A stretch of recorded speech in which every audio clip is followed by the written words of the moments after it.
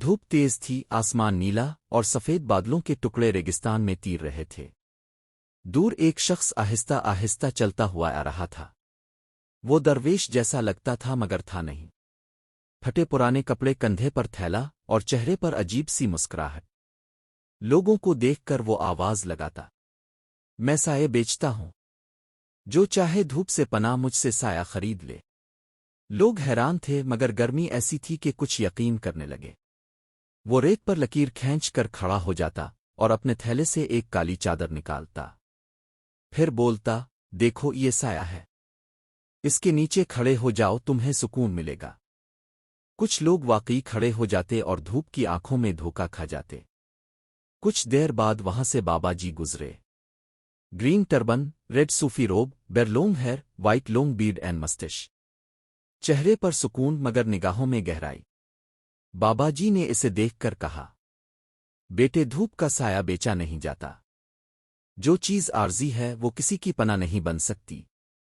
مگر وہ شخص ہنسا۔ لوگ خوش ہیں، بابا جی دھوپ میں کھڑے ہیں مگر انہیں لگتا ہے سایہ مل گیا۔ میرا مقصد دھوکا نہیں، خوشی دینا ہے۔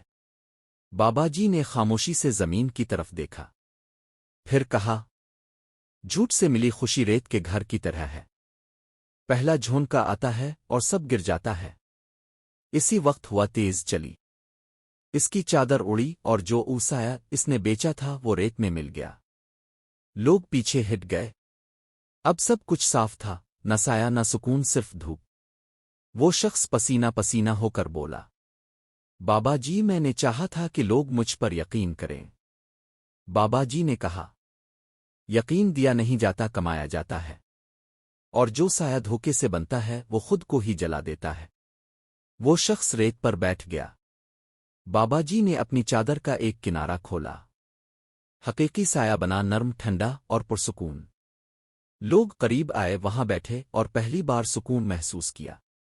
بابا جی نے آسمان کی طرف دیکھا، نیلے آسمان میں سفید بادل بہہ رہے تھے۔ انہوں نے کہا، اللہ کی بنائی ہوئی دھوپ کبھی سزا نہیں ہوتی، لیکن انسان کے بنائے ہوئے سائے اکثر دھوکا بن جاتے ہیں۔ ہوا تھمی، دھوپ نرم ہوئی، اور وہ شخص خاموشی سے اپنے تھیلے کو ریت میں دفن کر کے چلا گیا۔ اب وہ سایہ نہیں بیچتا تھا، بلکہ راستے کے مسافروں کو پانی دیتا تھا۔ سبق: جو دھوپ سے ڈرتا ہے وہ روشنی کا حق نہیں سمجھتا، اور جو سایہ بیچتا ہے وہ خود اندھیرا خریدتا ہے۔